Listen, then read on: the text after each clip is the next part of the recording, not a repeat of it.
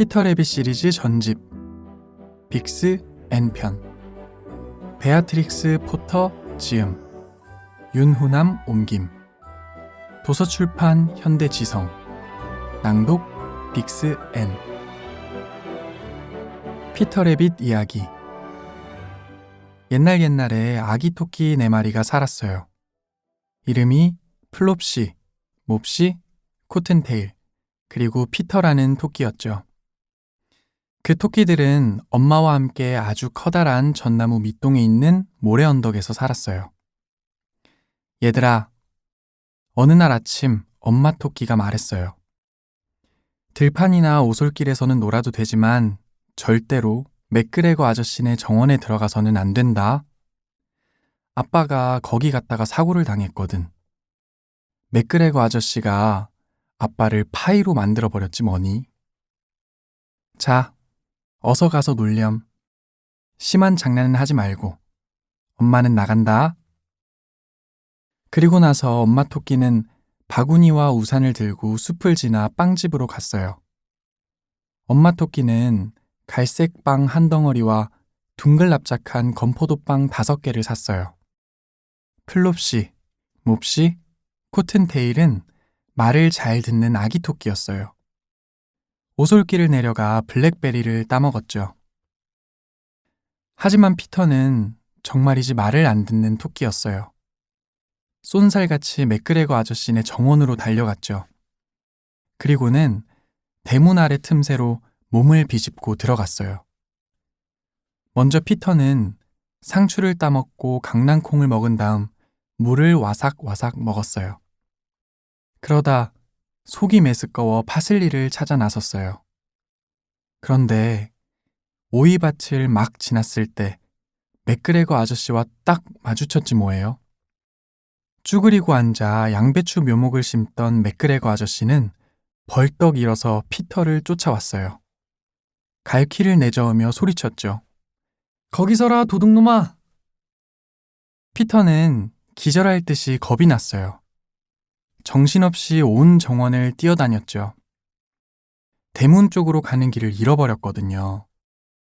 신발 한 짝은 양배추밭에 잃어버리고 다른 한 짝은 감자밭에 잃어버렸어요.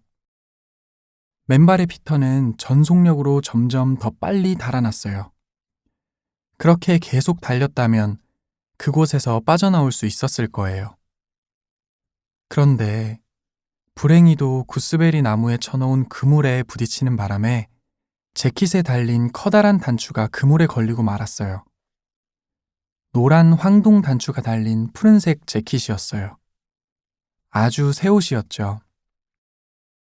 피터는 이제는 죽었구나 하고 포기하고는 펑펑 울었어요. 그때 우연히 그 울음소리를 들은 다정한 참새들이 부산하게 날아와 힘을 내라고 응원했어요. 이번에는 맥그레거 아저씨가 채를 가지고 나타나 피터를 위해서 내리치려 했어요. 피터는 몸부림을 쳐서 재킷을 놔둔 채 가까스로 빠져나와 불이 나게 창고로 달려가 물뿌리개 속으로 뛰어들었어요. 물이 가득 차 있지만 않았더라도 숨기에 딱 좋은 곳이었을 거예요. 맥그레거 아저씨는 피터가 분명히 창고 어딘가에 숨었을 거라고 확신했어요. 화분 밑에 숨었을지도 모른다고 생각했죠. 아저씨는 조심스럽게 화분을 하나하나 뒤집으면서 밑을 살폈어요. 그 순간 피터가 재채기를 하고 말았어요. H! 맥그레거 아저씨는 놓칠세라 피터를 뒤쫓아와 발로 피터를 밟으려 했죠. 피터는 화분을 3개를 넘어뜨리며 창밖으로 뛰어내렸어요. 창문은 맥그레거 아저씨가 빠져나오기엔 너무 작았죠. 아저씨는 지쳐서 피터를 쫓아다니는 것을 포기하고 일터로 돌아갔어요. 피터는 한숨을 돌리려고 앉았어요. 식은 벌떡 숨이 차고 두려워서 온몸이 바들바들 떨렸어요. 어느 쪽으로 가야 할지 전혀 감을 잡을 수가 없었죠. 게다가 물뿌리개 속에 숨어 있느라고 온몸이 흠뻑 젖어 있었어요. 잠시 후 피터는 강중강중 뛰어서 여기저기를 살피기 시작했어요. 너무 빠르지 않게 주변을 살피면서. 그러다 담에 나 있는 문을 발견했어요. 하지만 문은 잠겨 있었어요. 문 밑으로도 통통한 아기 토끼가 비집고 빠져나갈 틈새가 없었어요. 늙은 생쥐 한 마리가 문간 돌계단을 부지런히 들락거리며 숲속에 있는 가족에게 완두콩과 잠두콩을 가져다 나르고 있었어요. 피터가 대문이 어디에 있는지를 물었지만 생쥐는 입에 커다란 완두콩을 물고 있어 대답은 하지 못하고 고개만 저어 보였어요. 피터는 와락 울음을 터뜨렸어요. 그러다가 정원을 똑바로 가로질러 가는 길을 찾으려고 해봤죠. 그러나 더욱더 혼란스럽기만 했어요. 이윽고 피터는 연못에 다다랐어요. 그곳은 맥그레거 아저씨가 물을 깃는 곳이었죠. 흰 고양이 한 마리가 금붕어를 빤히 내려다보고 있었어요. 돌조각처럼 꼼짝 않고 앉아 있었어요. 하지만 꼬리 끝은 살아있는 듯 가끔 실룩거렸어요. 피터는 고양이에게 말을 걸지 않고 그냥 지나가는 게 좋겠다고 생각했어요. 사촌인 벤저민 버니한테 고양이들에 관해 들은 적이 있었거든요. 피터는 다시 창고 쪽으로 걸음을 옮겼어요. 그런데 갑자기 아주 가까이서 괭이질하는 소리가 들렸어요. 그르륵, 타르륵, 타르륵, 그르륵. 피터는 황급히 덤불 속에 몸을 숨겼어요. 하지만 아무 일도 없자 곧 밖으로 나와 손수레로 올라가서 주위를 살폈어요. 맨 먼저 눈에 들어온 것은 양파를 캐고 있는 맥그레거 아저씨였어요. 아저씨는 피터 쪽으로 등을 돌리고 있었는데 아저씨 너머에 바로 그 대문이 있지 뭐예요. 피터는 들키지 않도록 손수레에서 살짝 내려와 온 힘을 다해 전속력으로 달리기 시작했어요. 블랙베리 나무들 뒤쪽으로 곧장 뻗은 길을 따라서. 모퉁이를 돌 때 맥그레거 아저씨가 피터를 발견하고 쫓아왔지만 피터는 개의치 않았어요. 피터는 대문 아래 틈새로 빠져나와 드디어 정원 밖에 있는 안전한 숲속에 도착하게 되었어요. 맥그레거 아저씨는 피터의 작은 재킷과 신발을 허수아비에게 걸쳐놓아 새들을 쫓는 데 사용했죠. 피터는 커다란 전나무 밑에 있는 집에 다다를 때까지 절대로 멈추지도 뒤돌아보지도 않고 내리달렸어요. 피터는 너무 지쳐서 토끼굴 바닥에 있는 포근하고 부드러운 모래 위에 벌러덩 쓰러져 눈을 감았어요. 엄마 토끼는 요리를 하느라 분주했어요. 엄마 토끼는 피터가 재킷을 어쩌다 잃어버렸는지 궁금해했어요. 2주 만에 벌써 두 번째였어요. 피터가 재킷과 신발을 잃어버린 게 말이죠. 안 됐지만 피터는 저녁 내내 몸이 안 좋았어요. 엄마 토끼가 그를 침대에 누이고 카모마일 차를 끓였어요. 그리고는 피터에게는 한 모금밖에 주지 않았죠. 잠자리에 들 때는 한 숟가락만 먹어야 해. 하지만 플롭시, 몹시, 그리고 코튼테일은 저녁으로 빵과 우유와 블랙베리를 맛있게 먹었답니다. 끝. 벤저민 버니 이야기. 어느 날 아침 한 작은 토끼가 강가에 앉아 있었어요. 토끼는 귀를 쫑긋 세우고 조랑말이 따가닥 따가닥 하고 다가오는 소리에 귀를 기울였어요. 이륜마차가 길을 따라오고 있었어요.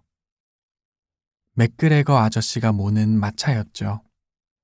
아저씨 옆에는 맥그레거 아줌마가 자신의 모자 중 제일 좋은 본인 모자를 쓰고 앉아 있었어요.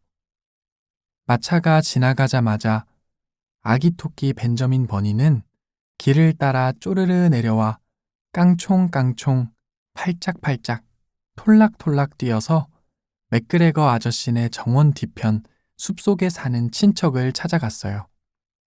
숲속 여기저기에는 토끼굴들이 아주 많았죠. 그 중에서 가장 깔끔하고 모래가 가득한 굴 속에 벤저민의 고모와 그의 사촌들이 살고 있었어요. 플롭시, 몹시, 코튼테일, 그리고 피터라는 사촌이었죠.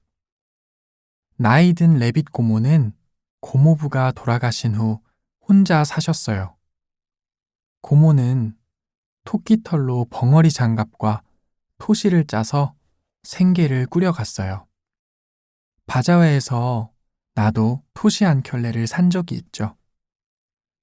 고모는 허브와 로즈마리 차와 우리가 라벤더라고 부르는 토끼용 담배도 팔았어요. 아기 토끼 벤저민은 고모를 만나는 것이 별로 달갑지 않았어요. 그가 전나무 뒤쪽으로 돌아가자 사촌 피터의 쫑긋한 귀 끝이 살짝 보였어요.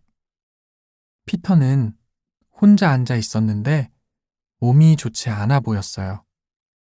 면으로 된 빨간색 손수건을 입고 있었죠. 피터, 아기 토끼 벤저민이 속삭였어요.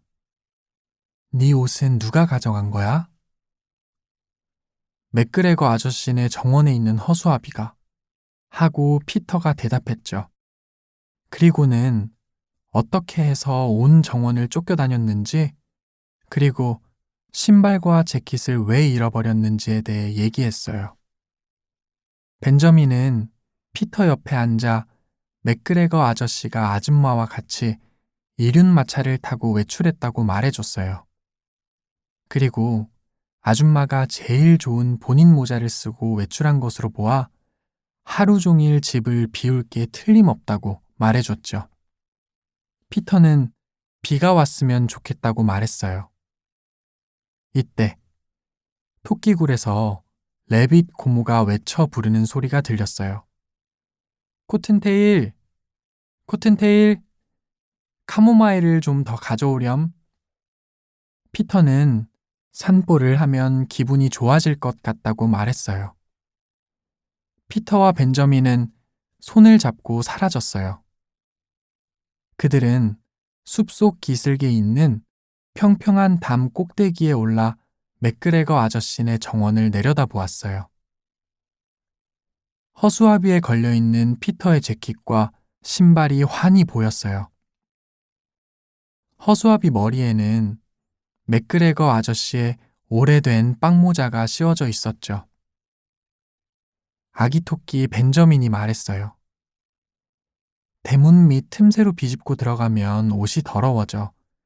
좋은 방법은 배나무를 타고 내려가는 거야. 피터는 거꾸로 떨어졌어요. 하지만 다친 데는 없었어요. 밭은 새로 갈퀴질을 하여 아주 부드러웠거든요. 그곳에는 상추가 심어져 있었어요.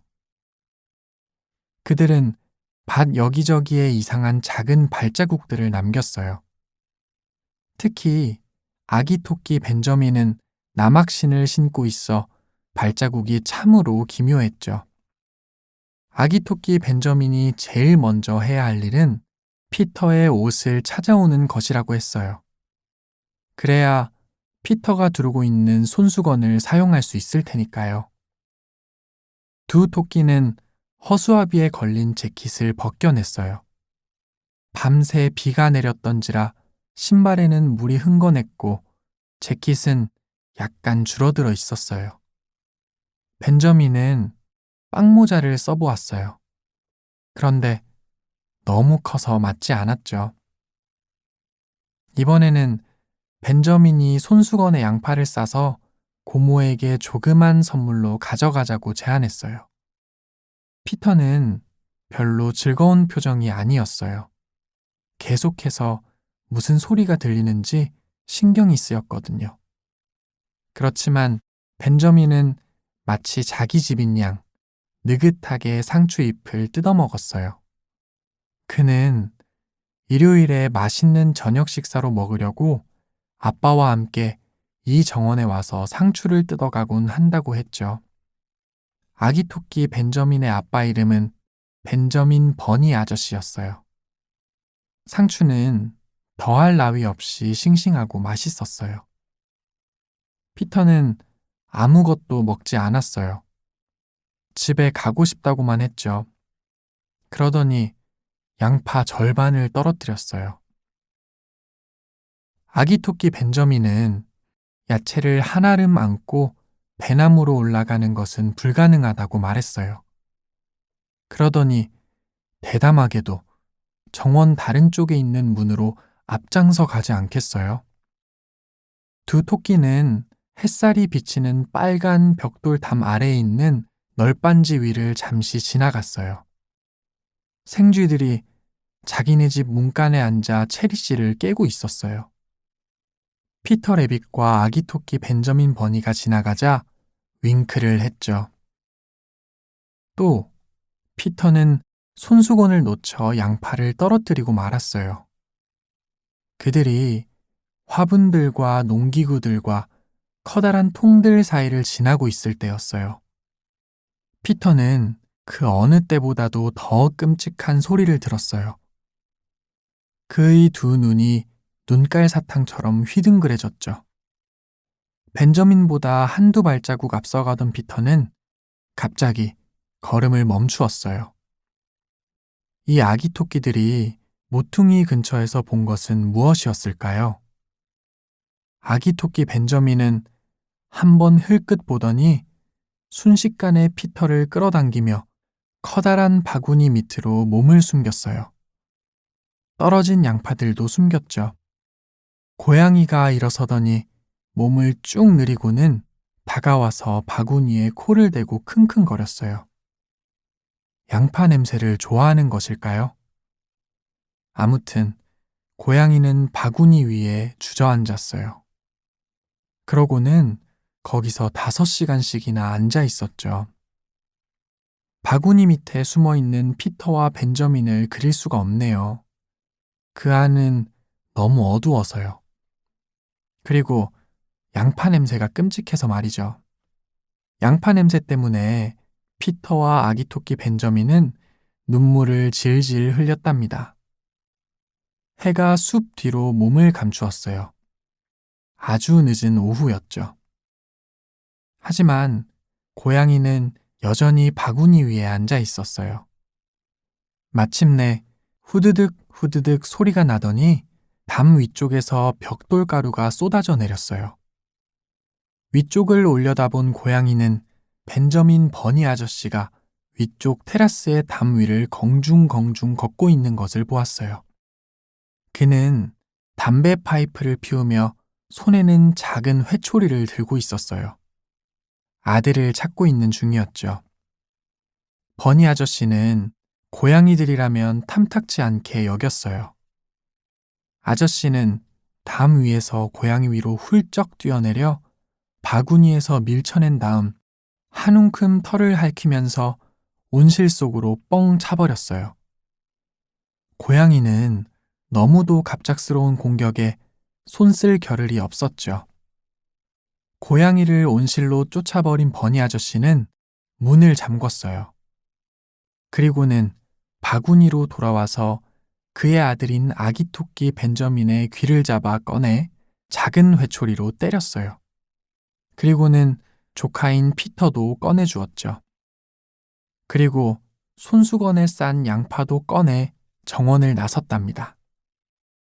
그로부터 30분 후에 집으로 돌아온 맥그레거 아저씨는 몇 가지 이해할 수 없는 일들을 발견했어요. 누군가가 남학신을 신고 정원 여기저기를 걸어 다닌 것 같은 발자국들이 있었어요. 그런데 정말 신기한 것은 발자국들이 정말 웃을 만큼 아주 작지 않겠어요? 또 고양이가 어떻게 해서 온실 안에 갇히게 되었는지 이해할 수 없었어요. 문을 밖에서 잠근 채 말이에요. 피터가 집에 도착하자 어머니는 그를 용서해 주었어요. 신발과 재킷을 찾아온 게 너무도 기특해서 말이에요. 코튼테일과 피터는 손수건을 반듯하게 접었어요. 엄마 토끼 레빗은 양파를 줄로 엮어 허브, 토끼용 담배 다발과 함께 부엌 천장에 매달아 놓았답니다. 끝. 못된 생쥐 2마리 이야기. 옛날 아주 아름다운 인형집이 있었어요. 빨간 벽돌에 하얀 창문이 달린 집이었죠. 진짜 모슬린 커튼도 달려 있었어요. 현관문도 있고 굴뚝도 있었죠. 그 집은 루신다와 제인이라는 2 인형이 사는 집이었어요. 적어도 루신다가 사는 집이었죠. 하지만 루신다는 식사를 주문한 적이 없었어요. 제인은 요리사였어요. 요리를 한 적은 없지만요. 식사는 대패밥이 가득 든 상자에 든 조리된 음식을 사서 먹었으니까요. 상자 안에는 빨간 바닷가재 2마리, 햄, 생선, 푸딩, 그리고 배와 오렌지가 들어있었어요. 접시에 찰싹 붙어 있었지만 말할 수 없이 아름다웠죠. 어느 날 아침 루신다와 제인은 인형 유모차를 타고 드라이브를 하러 나갔어요. 놀이방에는 아무도 없었어요. 아주 조용했죠. 조금 후 벽난로 근처 벽 밑부분에 있는 구멍에서 핥히고 긁는 소리가 들렸어요. 톰썸은 고개를 삐쭉 내밀었다가 다시 숨었어요. 톰썸은 생쥐였죠. 잠시 후 톰썸의 아내인 헝카멍카도 고개를 내밀었어요.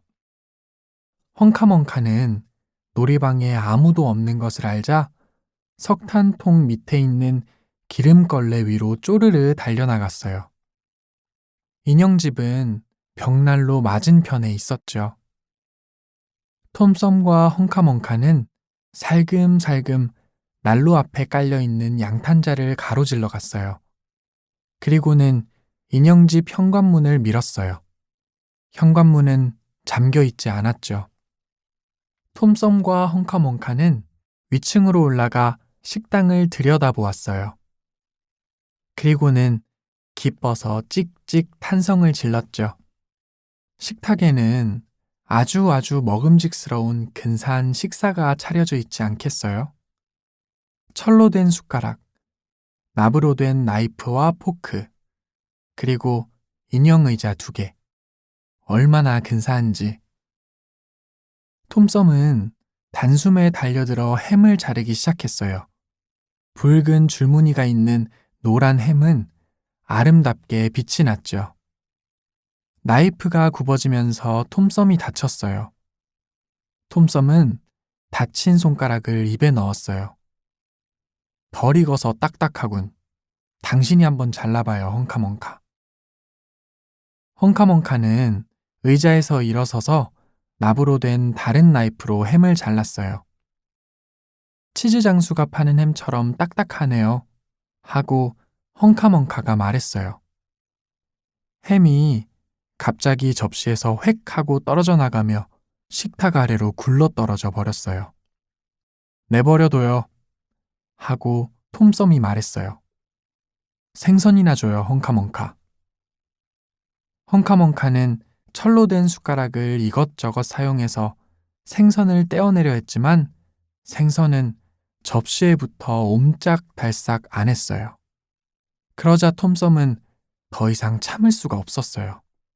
그래서 햄을 바닥 한가운데 놓고 집게로 그리고 삽으로 팡팡팡 탕탕탕 하고 내려쳤지 뭐예요. 햄이 산산조각이 나서 사방으로 튀겨나갔어요. 번쩍번쩍한 노란색 물감으로 칠해진 안쪽에는 석고가 들어있었거든요.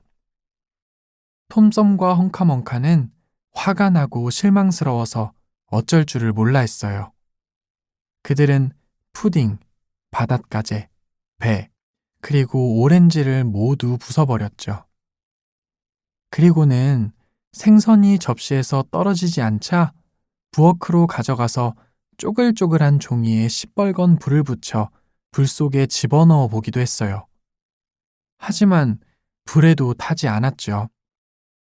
톰썸은 부엌 굴뚝을 타고 올라가 꼭대기를 살폈어요. 하지만 굴뚝이 검댕으로 막혀 있는 것도 아니었어요. 톰썸이 굴뚝에 올라가 있는 동안 헝카멍카는 또 한 번 실망스러운 일을 당했어요. 찬장 선반 위에 조그만 통들이 있었는데 통에는 쌀, 커피, 야자 전분이라는 라벨이 붙어 있었어요. 하지만 통을 엎자 안에는 빨갛고 파란 구슬 외에는 먹을 것이 아무것도 없었죠. 그러자 생쥐 부부는 약이 올라 온갖 못된 짓을 하기로 작정했어요. 특히 톰썸이. 톰썸은 침실에 있는 서랍장에서 제인의 옷을 꺼내 꼭대기층 창밖으로 던져버렸어요. 하지만 헝카멍카는 알뜰한 주부였어요.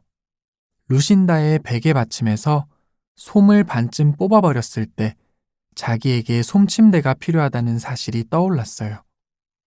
헝카멍카는 톰썸의 도움을 받아 베개 받침을 아래층으로 내린 다음 난로 앞에 깔린 양탄자를 지나 끌고 갔어요.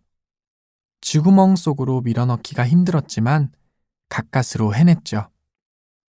그런 다음 헝카멍카는 다시 인형집으로 가서 의자, 책장, 세장, 몇 가지 자질구레한 살림살이를 가져왔어요. 책장과 세장은 쥐구멍 속으로 들어가지 않았어요. 그래서 헝카멍카는 그것들을 석탄통 뒤에 팽개쳐 놓고 요람을 가지러 갔어요. 헝카멍카가 의자 하나를 더 가지고 돌아오고 있을 때 갑자기 바깥 층계참에서 도란도란 말소리가 들렸어요. 생쥐들이 급히 쥐구멍으로 몸을 숨기자마자 인형들이 놀이방으로 들어섰어요. 제인과 루신다의 눈앞에 펼쳐진 광경은 어땠을까요? 루신다는 엎어진 취사용 스토브 위에 앉아 물끄러미 바라보았어요. 그리고 제인은 찬장에 기대어 미소를 지었죠. 둘 다 그 어떤 말도 하지 않았어요. 책장과 세장은 석탄통 밑에서 구출해냈죠. 하지만 요람과 루신다의 옷 몇 벌은 헝카멍카가 훔쳐가 버렸어요. 또 냄비와 펜과 몇 가지 다른 물건들도 같이 훔쳐갔어요. 인형집 주인인 어린 소녀가 말했어요. 경찰 옷을 입은 인형을 구해야겠어. 하지만 유모는 이렇게 말했어요. 쥐덫을 놓아야겠군. 이것이 못된 생쥐 두 마리 이야기예요. 하지만 그 생쥐 두 마리는 결국 이처럼 아주 못된 생쥐는 아니었어요. 톰썸은 자신이 깬 물건들에 대해 보상을 했으니까요. 톰썸은 난로 앞에 깔린 양탄자 밑에서 6펜스짜리 찌그러진 은화를 발견했는데 크리스마스 이브에 헝카멍카와 함께 인형집으로 가서 루신다와 제인의 양말 한 짝에 은화를 넣어주었답니다.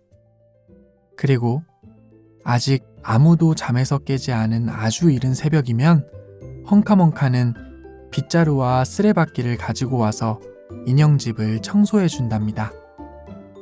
끝. 티기윙클 아줌마 이야기. 옛날에 루시라는 어린 소녀가 리틀타운이라는 농장에 살고 있었어요. 루시는 착한 소녀였어요. 하지만 늘 손수건을 잃어버리곤 했죠. 어느 날 어린 루시가 엉엉 울면서 농장 앞마당으로 들어섰어요. 손수건을 잃어버렸어. 손수건 3장과 앞치마를. 그것들을 네가 보았니? 태비 키튼? 고양이는 하얀 앞발만 핥고 있을 뿐이었어요. 그래서 루시는 얼룩무늬 암탉에게 다가가 물었어요. 셀리 헤니페니, 혹시 네가 손수건 3장을 보았니? 하지만 얼룩무늬 암탉은 난 맨발로 다녀, 맨발 하고 꼬꼬댁거리면서 헛간으로 가버렸어요.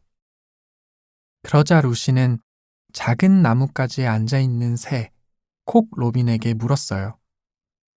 콕 로빈은 반짝이는 검은 눈으로 루시를 흘끗 보더니 농장 울타리 너머로 훨훨 날아가 버렸어요. 루시는 울타리를 넘나드는 계단에 올라 리틀타운 뒤쪽으로 솟아있는 언덕을 올려다보았어요.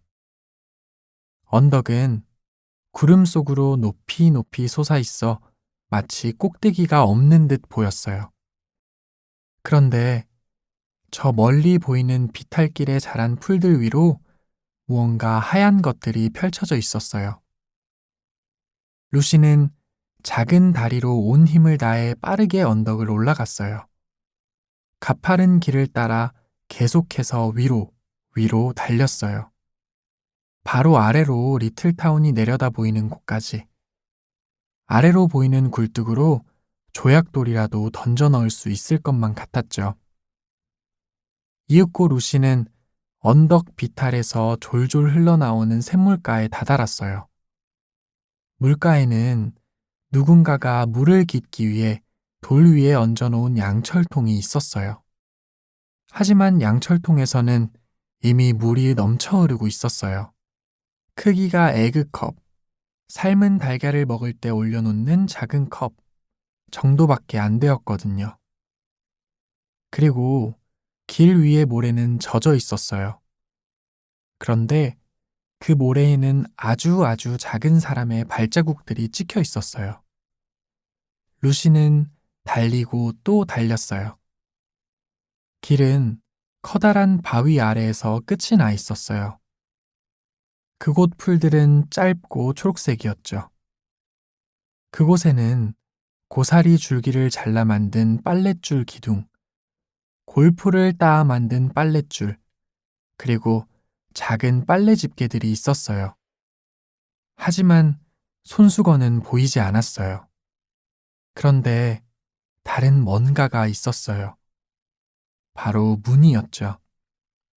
언덕 안으로 바로 들어갈 수 있도록 난 문이었는데 문 안쪽에서 누군가가 노래를 부르고 있었어요. 백합처럼 희고 깨끗한 오, 사이사이 작은 주름 장식들 오, 매끄럽고 뜨거운 붉게 녹슨 얼룩 여기선 찾아볼 수 없다네 오. 루시는 노크를 했어요. 1번, 2번. 그러자 노랫소리가 그쳤어요. 누구세요? 라고 약간 겁에 질린 목소리가 물었죠. 루시는 문을 열었어요. 언덕 안에는 무엇이 있었을까요? 눈앞에 나타난 것은 돌로 만든 바닥과 목조 기둥이 있는 근사하고 깨끗한 주방이었어요. 어느 농장에서나 흔히 볼 수 있는 주방이었죠. 다만 천장이 너무 낮아 루시의 머리가 달락말락했어요. 그리고 냄비와 팬 같은 조리기구들은 아주 작았고 다른 모든 것들도 작았어요. 주방에서는 훈훈한 다림질 냄새가 기분 좋게 났어요. 테이블 앞에는 아주 땅딸막하고 작은 아줌마가 손에 다리미를 쥔 채 불안한 눈빛으로 루시를 바라보고 서 있었어요. 무늬 있는 가운은 끝이 접혀져 올라가 있었고 줄무늬 속치마 위에 커다란 앞치마를 걸치고 있었어요. 아줌마는 작고 검은 코를 연신 훌쩍훌쩍, 홀짝홀짝거렸고 두 눈은 반짝반짝 빛나고 있었어요. 루시는 모자 아래로 노란 곱슬머리가 내려와 있었는데 이 작은 아줌마의 경우에는 가시들이 솟아나 있었어요. 아줌마는 누구세요? 하고 루시가 물었어요. 혹시 제 손수건 봤어요? 작은 아줌마는 가볍게 고개를 숙여 인사를 했어요. 오호, 괜찮다면 내 이름은 티기윙클 아줌마란다. 오호, 괜찮다면 나는 빳빳하게 옷을 다리는 일을 아주 뛰어나게 잘하지. 이렇게 말하고 아줌마는 세탁물 바구니에서 뭔가를 꺼내더니 다림질판 위에 펼쳤어요. 그게 뭐예요? 하고 루시가 물었죠. 내 손수건은 아니죠? 오호, 괜찮다면 이건 붉은색 작은 조끼란다. 콕 로빈 거지. 그리고 아줌마는 다림질을 하더니 한쪽에 개 놓았어요. 이번에는 빨래 건조대에서 무언가를 가져왔어요. 내 앞치마 아니에요? 하고 루시가 물었어요. 오호, 괜찮다면 이건 다마스크 무늬 식탁보란다. 제니 렌 것이란다. 포도주로 얼룩진 것 좀 봐. 세탁을 엉망으로 했네. 하고 티기윙클 아줌마가 말했어요. 티기윙클 아줌마는 코를 훌쩍훌쩍 홀짝홀짝거렸고 두 눈은 반짝반짝 빛났어요. 아줌마는 난로에서 뜨겁게 달궈진 또 다른 다리미를 가져왔어요. 내 손수건 하나가 여기 있네요. 하고 루시는 외쳤어요. 그리고 내 앞치마도요. 티기윙클 아줌마는 다림질을 하여 주름을 잡아주고 주름 장식을 털어주었어요. 어머, 정말 예뻐요. 하고 루시가 말했어요. 그런데 장갑처럼 손가락들이 있는 길고 노란 저것들은 뭐예요? 오, 그건 암탉 셀리헤니 페니의 스타킹이란다. 앞마당을 돌아다니며 긁어대서 뒤꿈치가 해진 것 좀 보렴. 곧 맨발로 다녀야 할걸? 하고 티기윙클 아줌마가 말했어요. 어머, 여기 손수건이 하나 더 있네? 하지만 제 건 아니에요. 빨간색이네요. 오호, 괜찮다면 그건 레빗 아줌마 거란다. 양파 냄새가 정말 지독했지. 다른 세탁물과 분리해서 따로 빨아야 했단다. 그런데도 냄새를 완전히 뺄 수가 없네. 여기 제 손수건 하나가 더 있어요. 하고 루시가 말했어요. 우습게 생긴 이 작고 흰 물건은 뭐예요? 데비 키튼의 벙어리 장갑이란다. 난 다림질만 했단다. 세탁은 테비 키튼이 직접 했고. 이건 제 마지막 손수건이에요. 하고 루시가 말했어요. 세탁 풀 속에 담그고 있는 건 뭐예요? 톰 틔 생쥐의 작은 셔츠란다. 가장 까다로운 것이야. 하고 티기윙클 아줌마가 말했어요. 이제 다림질을 다 했으니 빨래를 널어야겠다. 부들부들 폭신폭신한 이 귀여운 것들은 뭐예요? 루시가 물었어요. 오, 그건 스켈길에 사는 아기 양들이 입는 양털 외투란다. 양들이 털을 벗어요? 루시가 물었어요. 오호, 괜찮다면 어깨에 있는 양 표시를 보렴. 게이츠가스에서 온 것도 하나 있지. 그리고 리틀타운에서 온 것은 3개나 되는걸? 빨래를 할 때는 항상 표시를 한단다. 하고 티기윙클 아줌마가 말했어요. 그리고 나서 아줌마는 온갖 종류와 크기의 옷들을 빨랫줄에 널었어요.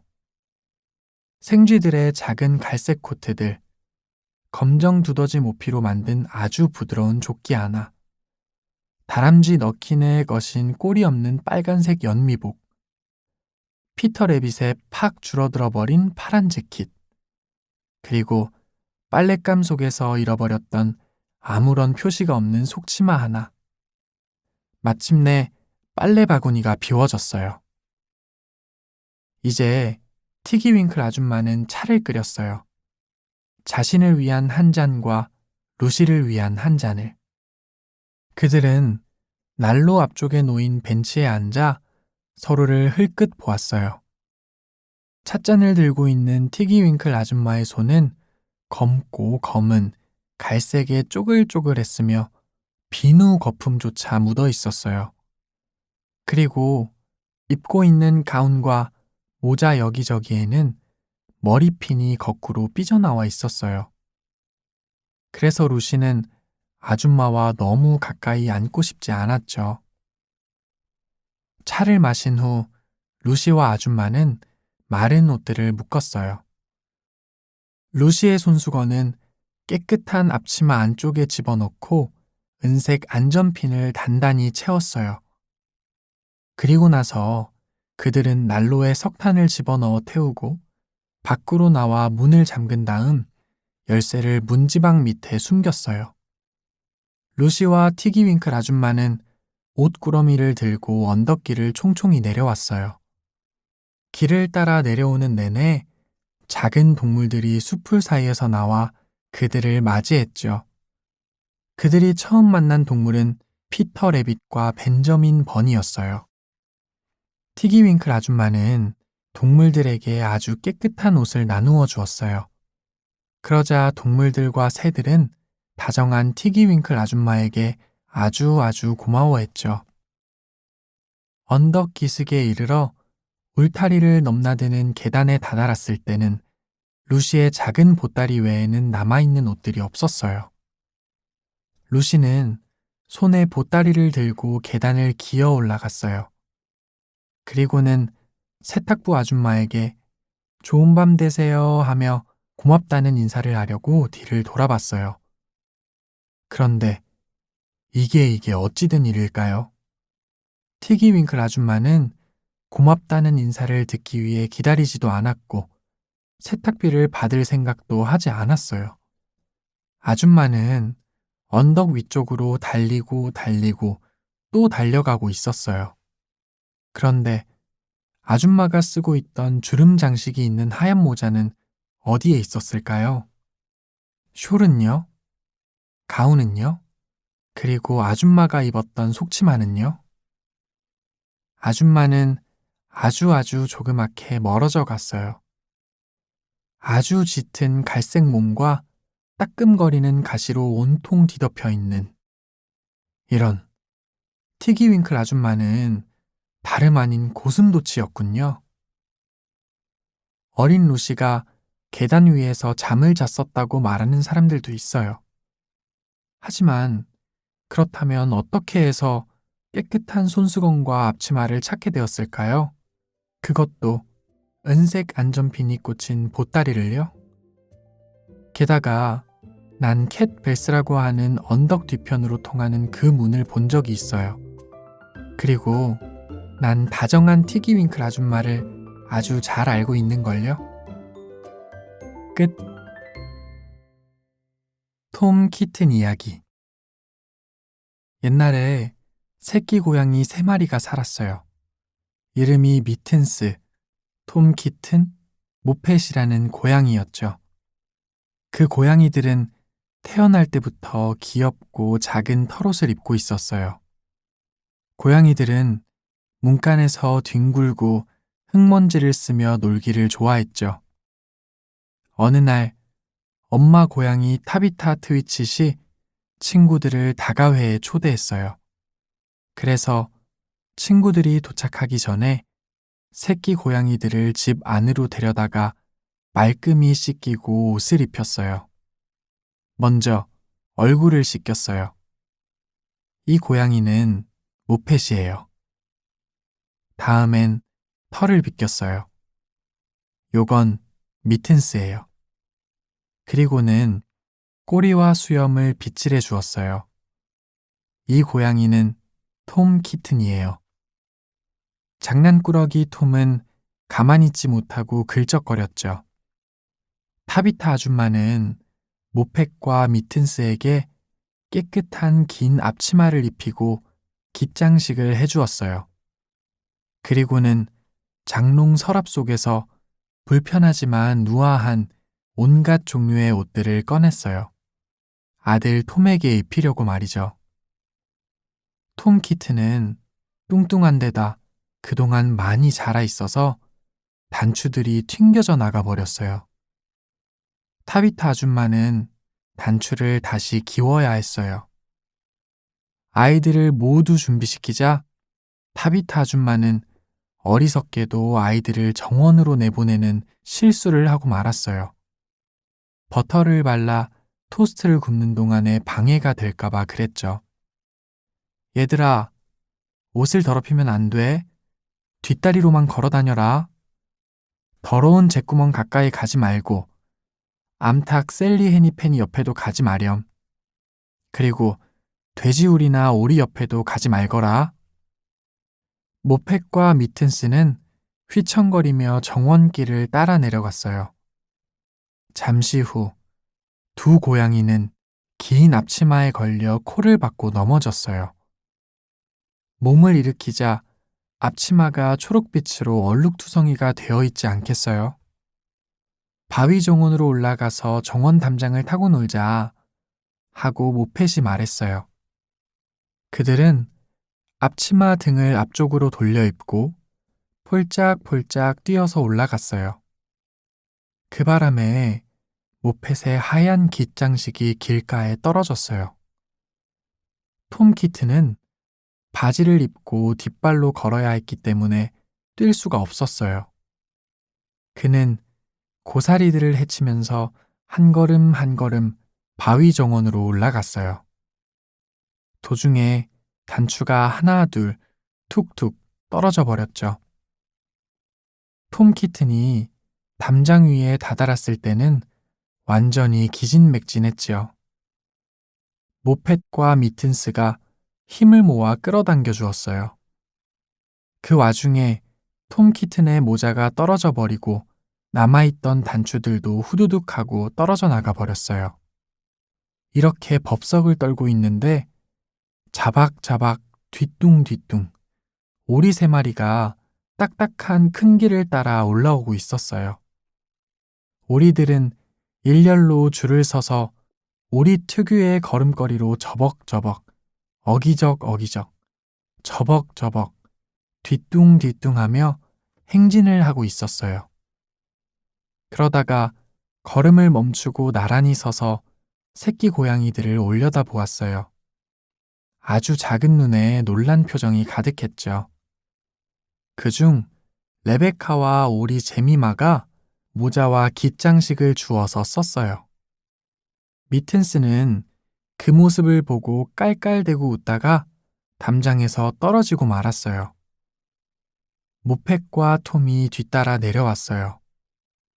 도중에 모펫의 앞치마와 톰이 걸치고 있던 나머지 옷들이 모두 벗겨져 나가고 말았죠. 이리 좀 와주세요, 드레이크 오리 아저씨. 하고 모펫이 말했어요. 와서 톰 옷 입히는 걸 좀 도와주세요. 그리고 톰 단추도 좀 채워주세요. 드레이크 오리 아저씨는 천천히 뒤뚱거리며 다가와서 옷가지들을 주었어요. 그런데 웬걸? 그것들을 자신이 입어버리지 뭐예요? 톰 키튼이 입었을 때보다 더 이상해 보였죠. 참 좋은 아침이군. 하고 드레이크 오리 아저씨가 말했어요. 그리고는 제미마, 레베카와 나란히 저벅저벅, 어기적어기적, 저벅저벅 뒤뚱뒤뚱 하면서 다시 길을 따라 걸었어요. 그때 타비타 트위칫 아줌마가 정원으로 나왔다가 새끼 고양이들이 홀라당 벗은 채 담장 위에 있는 것을 발견했어요. 아줌마는 새끼 고양이들을 담장에서 끌어내린 후 엉덩이를 찰싹 때리고는 집으로 데려갔어요. 친구들이 곧 도착할 거야. 엉망진창인 너희들 꼴을 친구들이 보면 안 돼. 창피하게 시리. 하고 타비타 트위칫 아줌마가 말했어요. 아줌마는 새끼 고양이들을 위층에서 내려오지 못하게 했어요. 그리고 친구들에게는 아이들이 홍역을 알아눕고 있다고 말했어요. 물론 거짓말이었죠. 새끼 고양이들은 알아눕기는커녕 힘이 넘쳐났어요. 위층에서 쿠당탕탕 요란법석을 떠는 바람에 우아하고 평온한 다가웨는 엉망이 되고 말았죠. 나중에 더 긴 이야기책을 써야겠어요. 톰 키튼에 대해 할 이야기가 많거든요. 한편 오리들은 연못으로 갔어요. 입고 있던 옷들은 모두 벗겨져 나가고 말았죠. 단추가 다 떨어져 나가고 없었으니까요. 드레이크 아저씨와 제미마와 레베카는 아직도 그 옷들을 찾고 있답니다. 끝. 오리 제미마 이야기. 아기 오리들이 암탉과 어울려서 모이를 쪼는 모습을 보세요. 정말 우습죠? 오리 제미마 이야기를 들어보세요. 농부의 아내가 알을 품지 못하게 해서 화가 난 오리 제미마 이야기예요.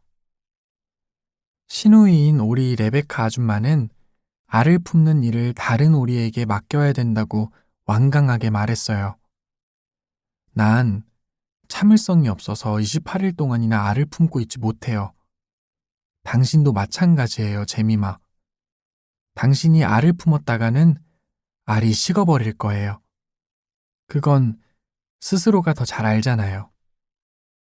내 알은 내가 품고 싶어요. 내가 직접 알을 품어서 모두 부화하게 만들 거예요. 하고 제미마가 꽥꽥하고 말했어요.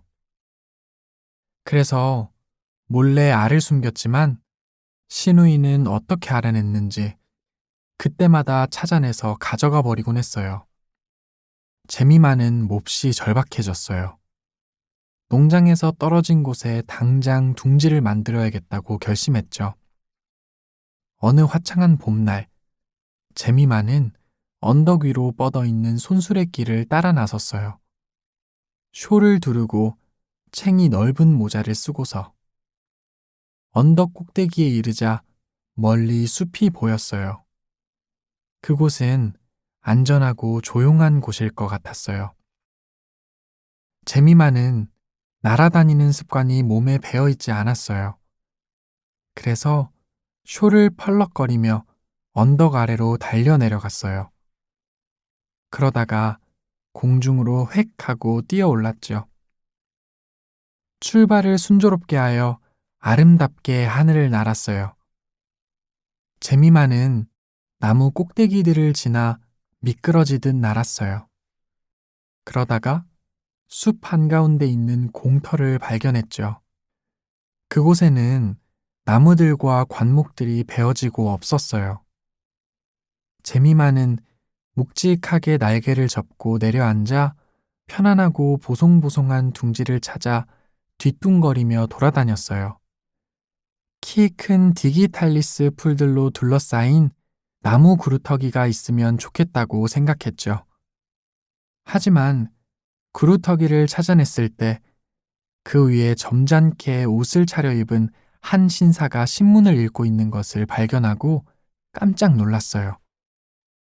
검은색의 쫑긋한 귀에 엷은 갈색 수염을 한 신사였어요.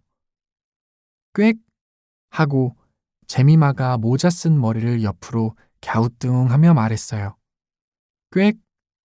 신사는 신문 위로 눈을 치켜뜨더니 호기심 어린 표정으로 제미마를 보았어요.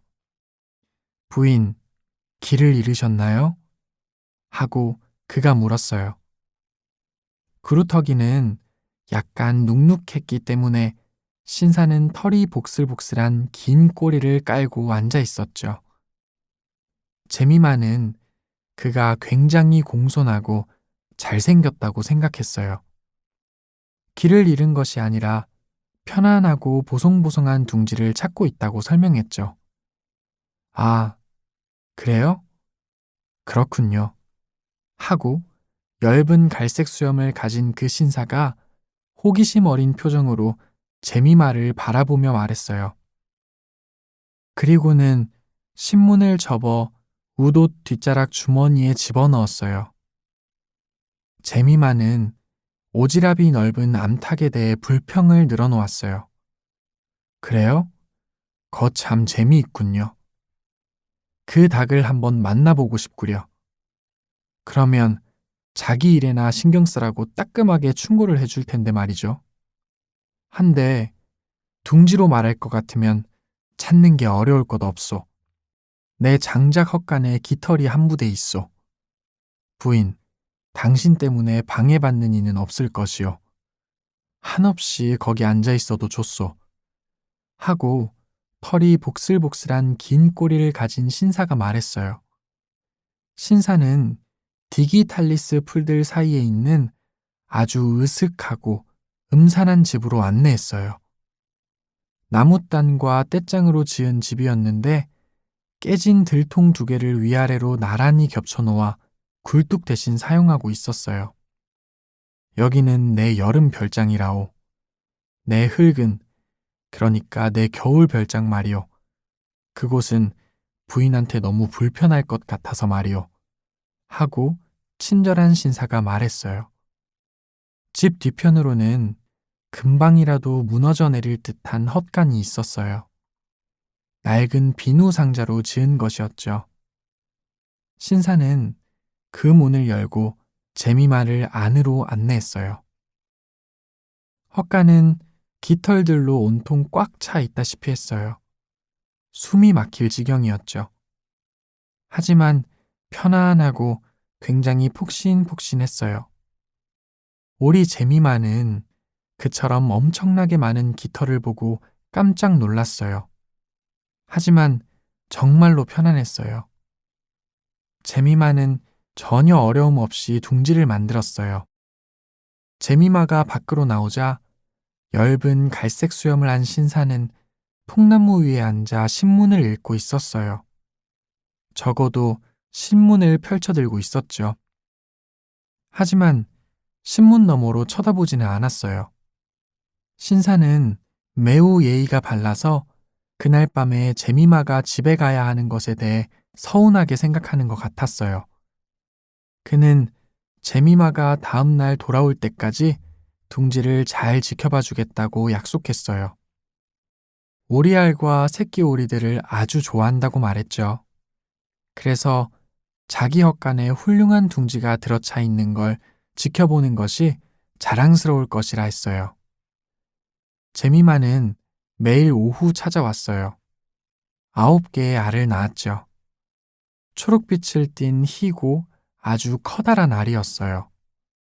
교활한 신사는 그 알들을 보며 감탄을 금치 못했어요.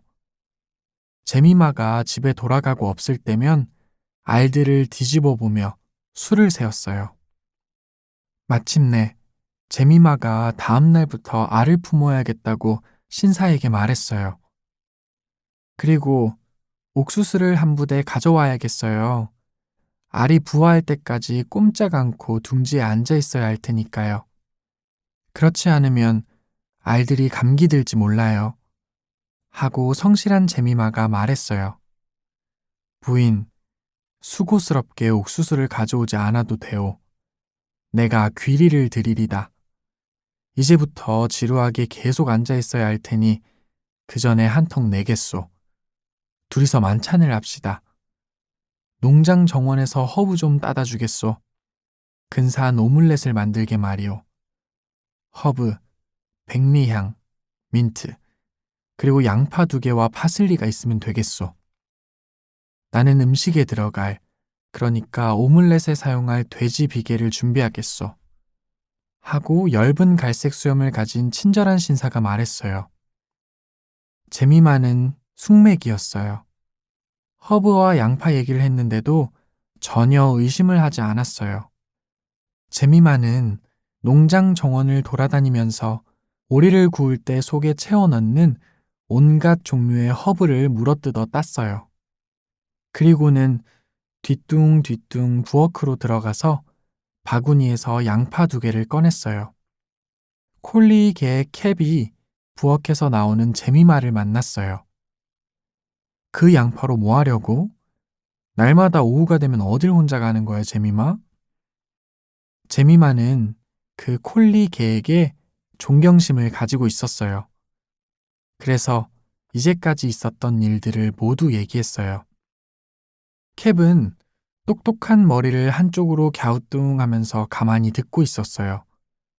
그러더니 제미마가 엷은 갈색 수염을 가진 예의 바른 신사의 생김새에 대해 얘기하자 씩 웃었어요. 콜리 개는 숲에 대해 몇 가지 물은 다음 집과 헛간이 있는 정확한 위치에 대해 물었어요. 그리고는 농장을 나와 빠른 걸음으로 마을을 내려갔어요. 캡은 여우 사냥개인 폭스하운드 강아지 2마리를 찾아 나섰어요. 강아지들은 마침 푸죽간 주인과 함께 산보를 하고 있었죠. 햇살이 밝게 비추는 어느 날 오후, 우리 제미마는 마지막으로 손수레 길을 따라 올라갔어요. 허브 다발과 양파 2개가 든 자루 때문에 짐이 무거웠어요. 제미마는 숲 위를 날아 털이 복슬복슬한 긴 꼬리가 달린 신사의 집 맞은편에 내려앉았어요. 신사는 통나무 위에 앉아 있었죠. 신사는 킁킁거리며 공기 냄새를 맡으며 안절부절 못하는 표정으로 연신 주변을 흘끔거렸어요. 제미마가 내려앉자 신사가 벌떡 일어섰어요. 알을 살핀 후 즉시 우리 집으로 오시오. 오믈렛 만들 허브를 주시오. 즉시. 신사는 다소 퉁명스러웠어요. 제미마는 신사가 그렇게 말하는 것을 들어본 적이 없었죠. 제미마는 놀랍고 마음이 불편했어요. 제미마가 헛간 안에 있는데 헛간 뒷문 주변에서 후다다닥 하는 발소리가 들렸어요. 검은 코를 가진 누군가가 문 밑에 코를 대고 킁킁거리며 냄새를 맡더니 문을 잠갔어요. 제미마는 굉장히 두려웠어요. 잠시 후 아주 끔찍한 소리가 들렸어요. 짖고 으르렁거리고 그르렁거리고 울부짖고 비명을 지르고 신음하는 소리가 들렸죠. 그리고는 수염을 기른 신사 여우의 모습은 더 이상 볼 수 없었어요. 곧이어 캡이 헛간문을 열고 제미마를 밖으로 내보내 주었어요. 불행히도 강아지들이 뛰어들어 미쳐 말리기도 전에 눈 깜짝할 사이에 알을 모두 먹어치워 버렸어요. 캡은 한쪽 귀를 물렸고 강아지들은 둘 다 절뚝거렸어요. 제미마는 알 때문에 눈물을 흘리며 호의를 받으면서 집으로 돌아왔어요. 6월이 되자 제미마는 또 알을 낳았어요. 이번에는 알을 품도록 허락을 받았으나 4개만이 부화했어요. 제미마는 신경이 예민해서 그랬다고 말했어요. 하지만 제미마는 예전에도 알을 잘 품는 오리는 아니었죠. 끝.